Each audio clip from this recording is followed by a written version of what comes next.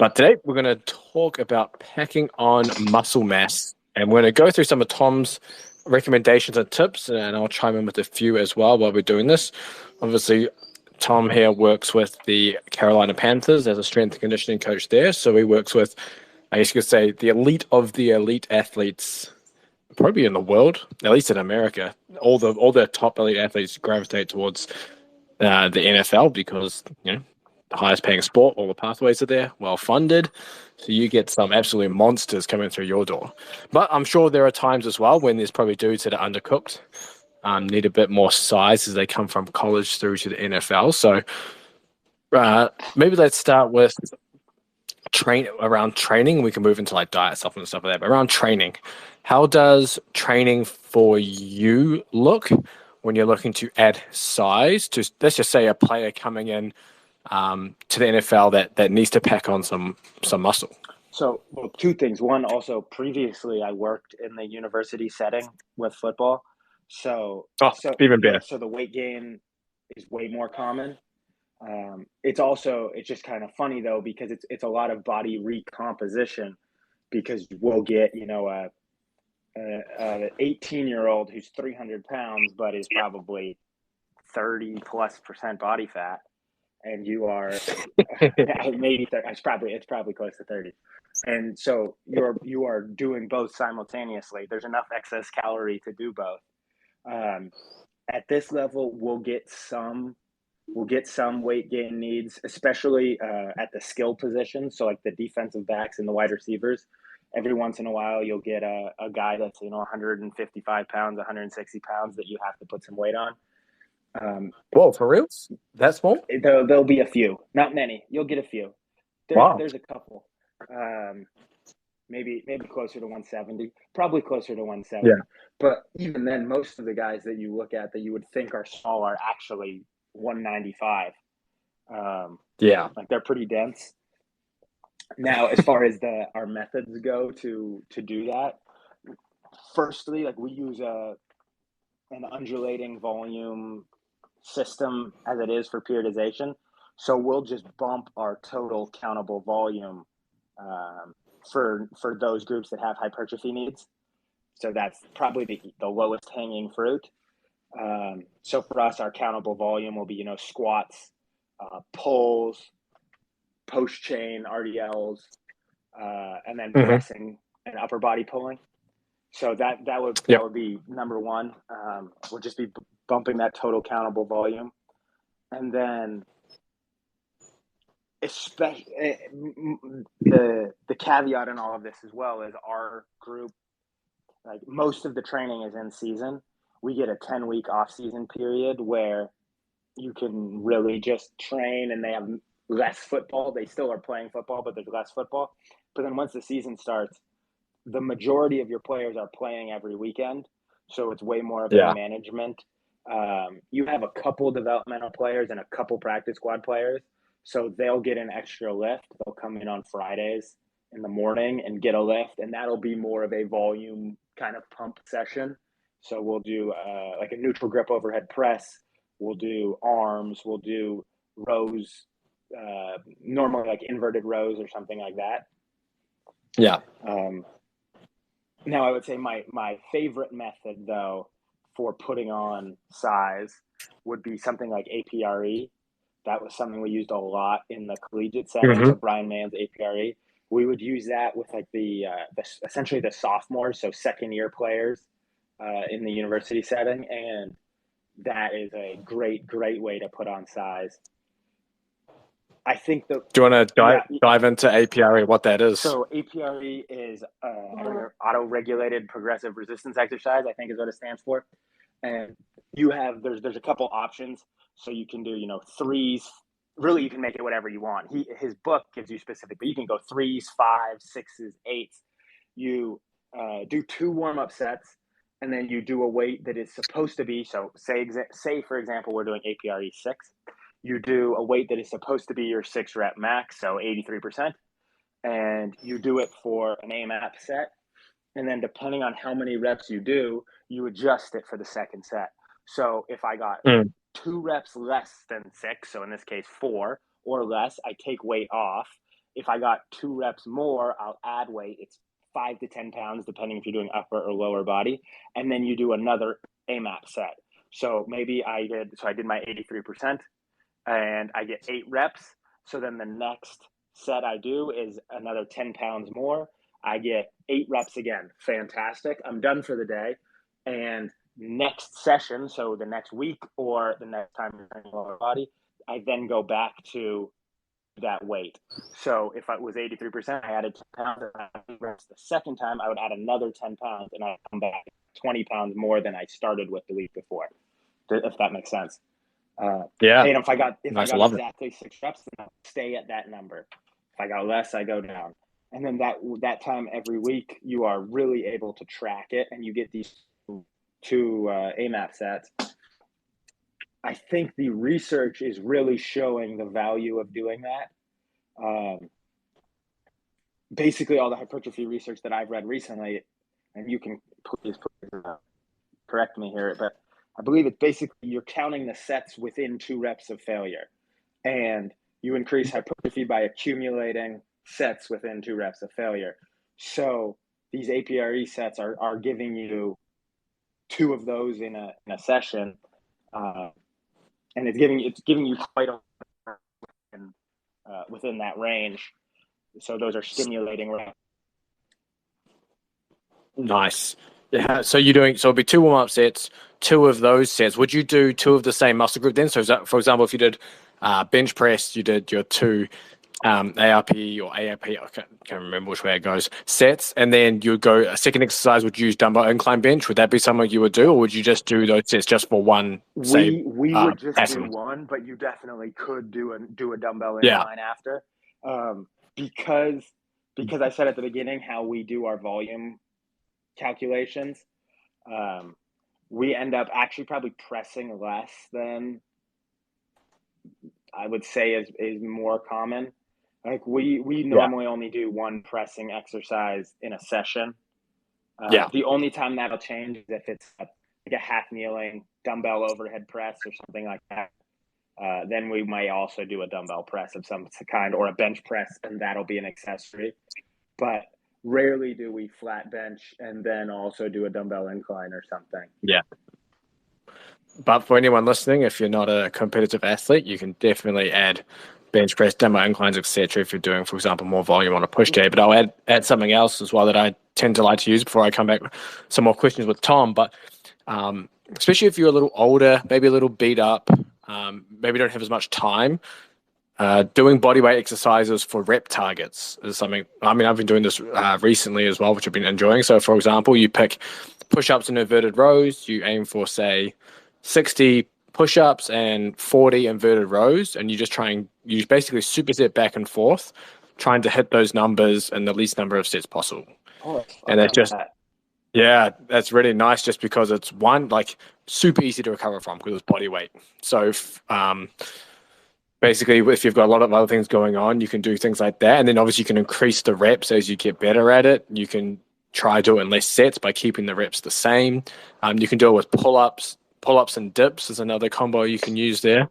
It's just good for upper body stuff, doing things like that. You can do it for lower body, but it's a little tough if you're running and things like that too.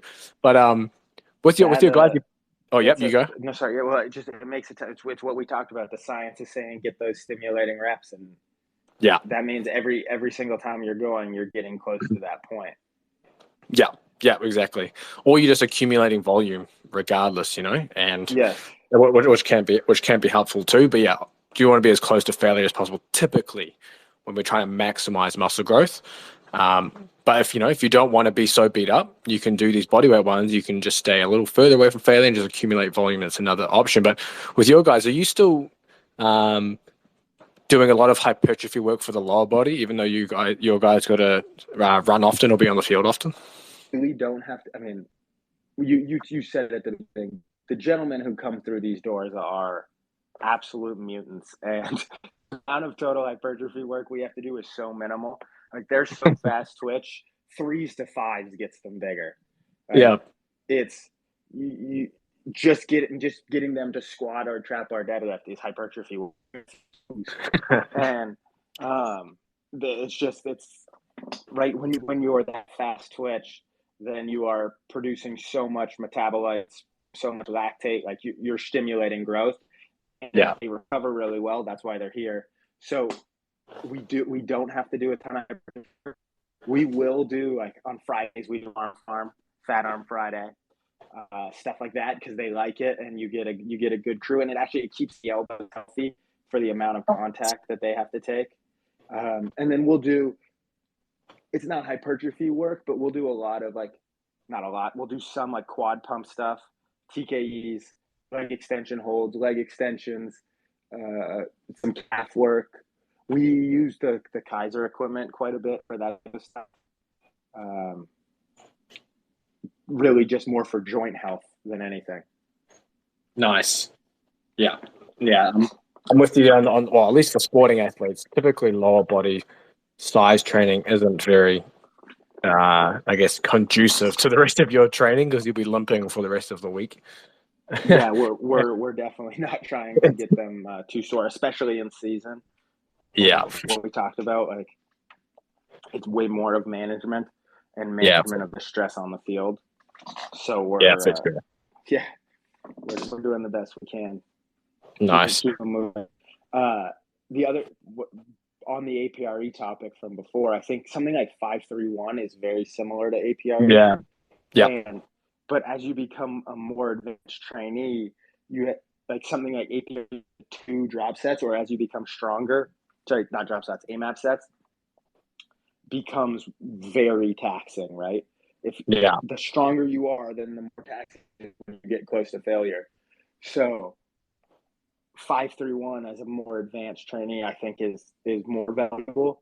And then super advanced, whatever, a big training age, I would honestly just stick to velocity-based training or something like that, and you know that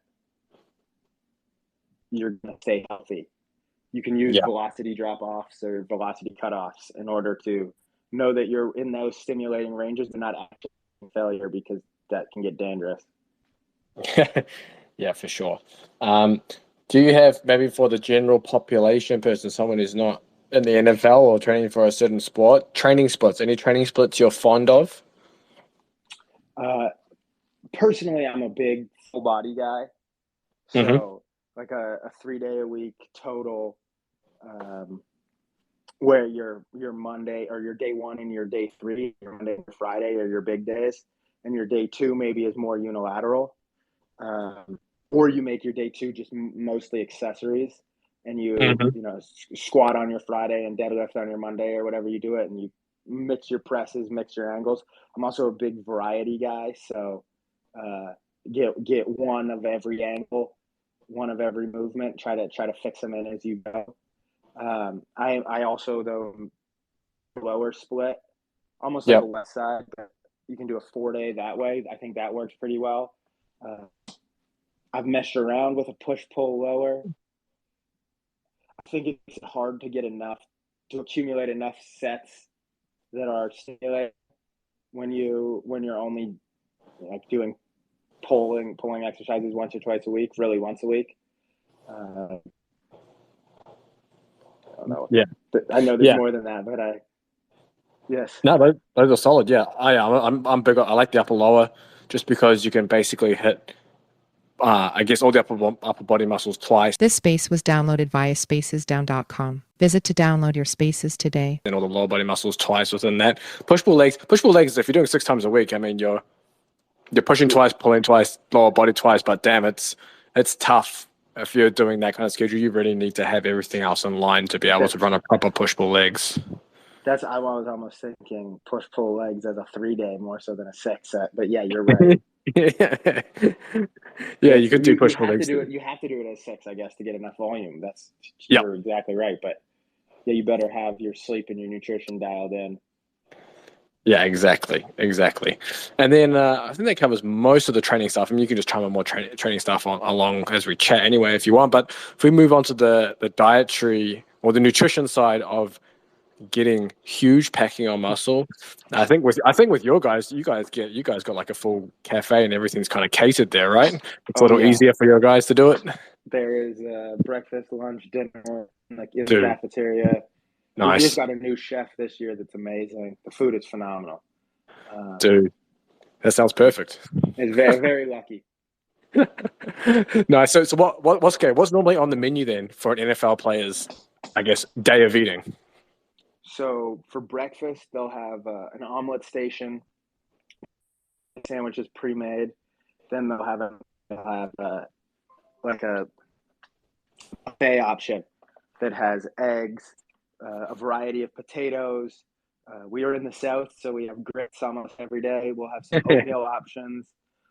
We have vegetables, so there'll be like sautéed kale and peppers, sometimes mushrooms or broccoli, grilled chicken, bacon, sausage, maybe a skillet. It's ridiculous. And then there's Yeah. a fruit station with yogurts, cottage cheese, your whatever your variety is, your choice. Pick your poison. It's fantastic. It's like being in a hotel. Yes, it's unbelievable.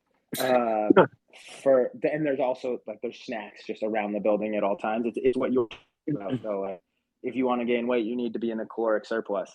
Yep. So it's available.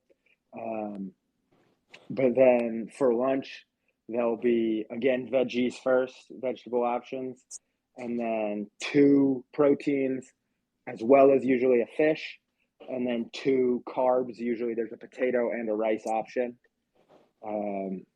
And it's normally themed. So you may have like well, today was all like Jamaican themed. So there's jerk chicken and Oh, steak nice. mojo and mojo. It was incredible today. And then there's also an action station, which maybe is pasta. Some days it's make your own sandwiches. Some days it's make your own gyros, whatever. And then there's always grilled chicken, turkey burgers, regular burgers available, and a big salad bar. Damn. And dinner is similar. Totally. Yeah. And then Yes. what kind of snacks are around the facility at all times for the players looking to get big? There's protein bars, protein shakes, water, granola bars, like the kind bars. Um, also, like all sorts of hydration, like drip drop and right stuff like that. Uh, Yogurt, milk, pretzels and hummus, fruit, everything. You think of it, it's somewhere around here. Dude, that's nuts. It's crazy. It's so crazy. Like you get on because the flights are chartered, right? You get on the plane and there's food waiting for you at your seat. There's catered food getting on the plane. There's more food offered to you. It's hard to not gain weight for us. Yeah, I was gonna say, but for the people listening, obviously that they don't have that kind of catering available to them, unfortunately. But I mean, a lot of the foods there that Tom mentioned, people can easily add. That exact plan can be added to your daily life. Omelets in the morning, the lean meat and protein or and carbs drink for lunch and dinner, and then the stuff in between with the protein drinks and bars and things can easily help. Are there any is there any advice that you may typically give, for example, when you're working in the college sector, like to help some of these kids gain weight? Is there anything you would recommend for them to do? PB&Js at night before you go to bed. Oh, Number nice. one. I think that's actually it's so stupid, but it's the easiest way to get guys to gain weight. Maybe they have a PB&J in the afternoon. They're cheap. It's easy to make. You have one 4 p.m. In between lunch and dinner, and you have one at night before you go to bed.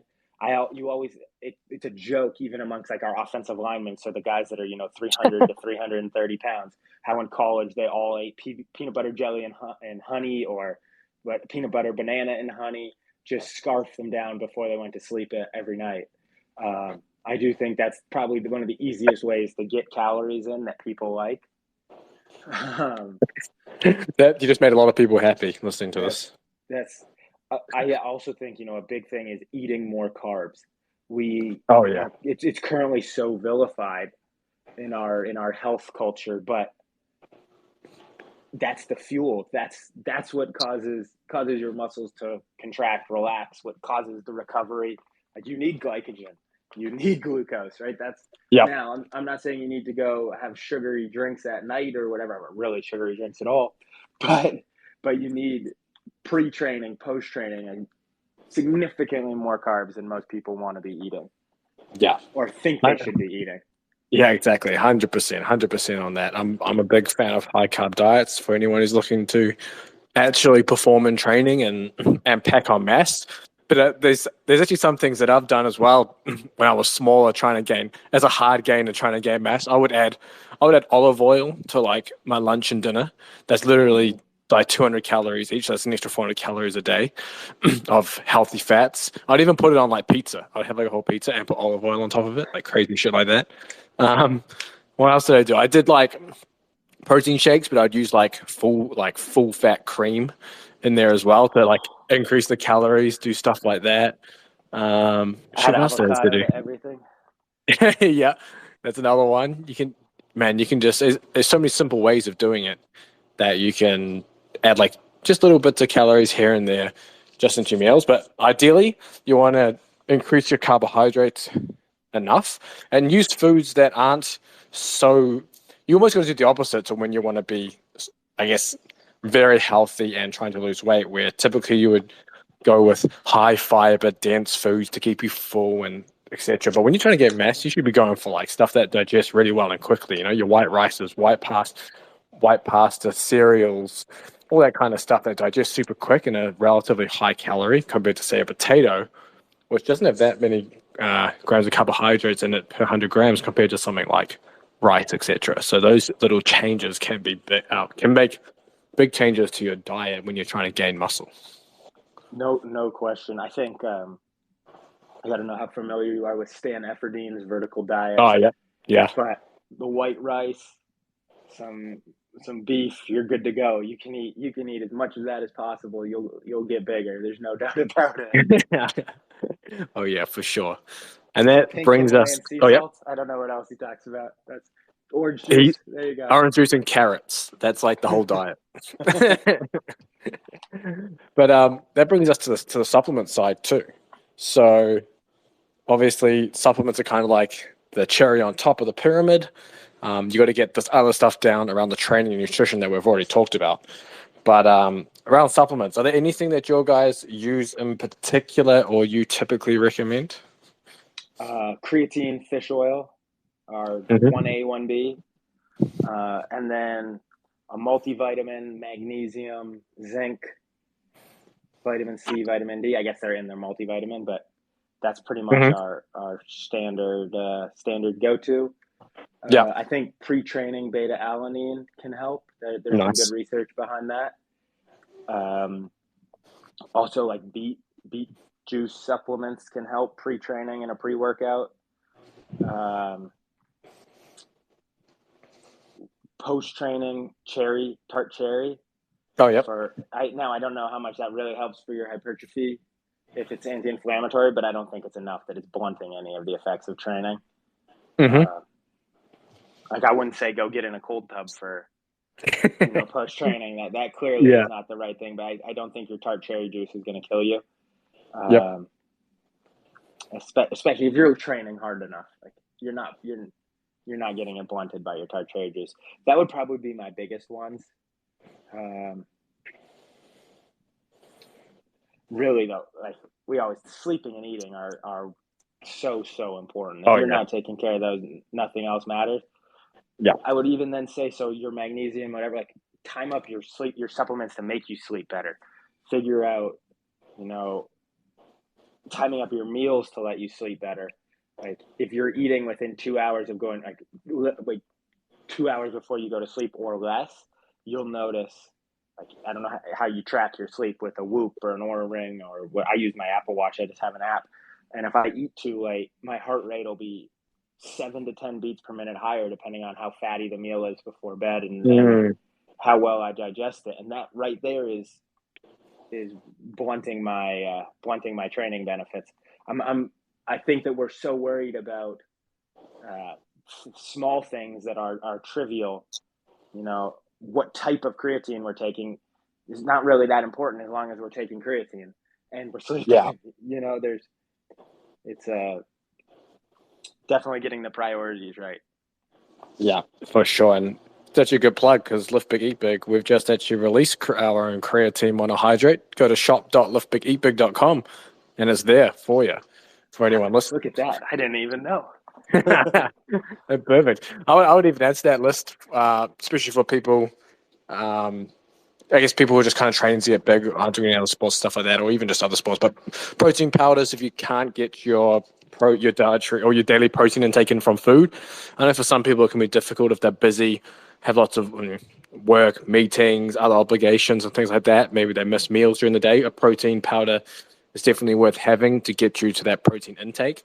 No question. Yeah, that's Yeah, another non-negotiable, right? Is getting yeah. 8 gram of protein per pound of body weight. Yeah, 100%. And then obviously the type of protein, it doesn't seem to matter as long as you're hitting your daily protein intake.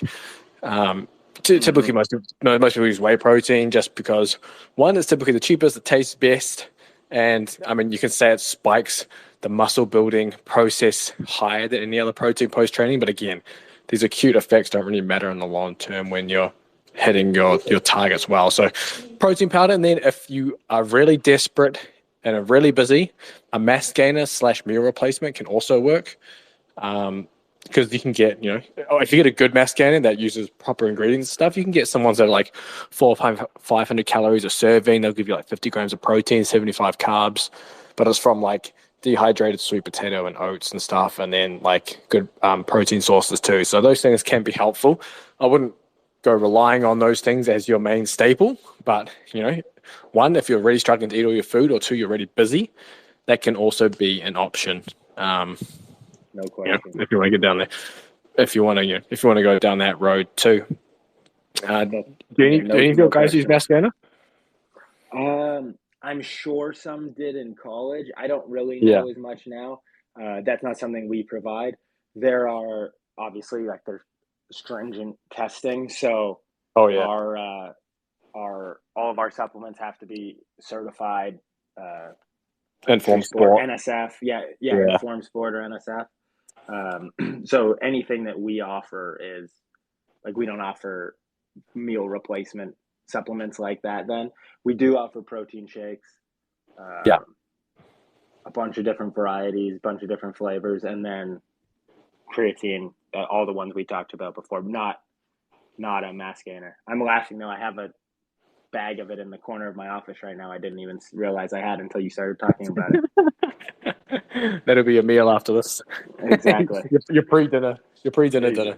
It's my snack for the ride home. Yeah, nice.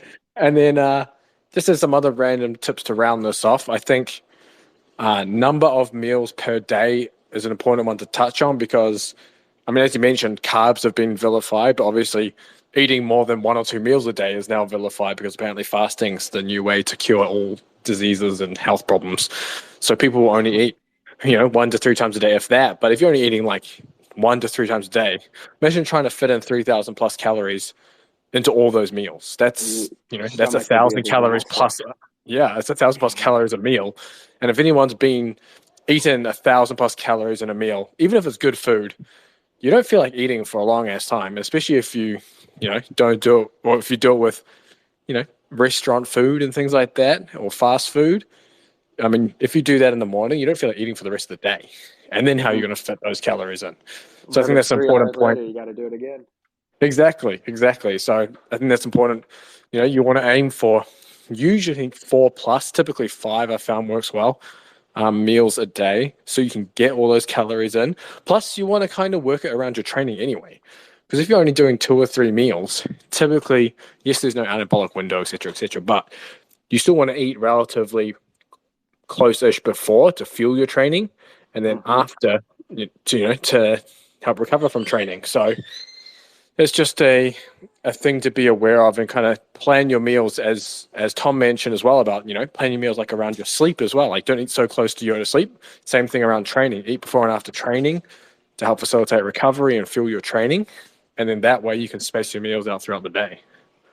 No question. I couldn't agree with that more. Yeah. Keep stoking the fire of your metabolism as you go. Keep eating. Nice. Is there anything else you wanted to add to round this off, Tom? I don't think so. I think that, something I'm just always reminded of is having a good BS filter, especially, you're on social media, you're reading on Twitter, whatever, and everybody's got this new best exercise for hypertrophy, and Everyone's on carnivore. yeah, everybody's on carnivore, and everybody's looked at the most recent EMG study and telling you that this exercise is the best for your glutes because of this EMG study, and it's really about total load and tension through the muscle, Yeah. and proximity to failure. Like, if it's not an exercise you can't load, or if you're not eating, it's not going to make a difference. Yeah. So I do think you need to, stick to the tried and true principles of science that if I'm trying to get big, I need to eat. It needs to be hard.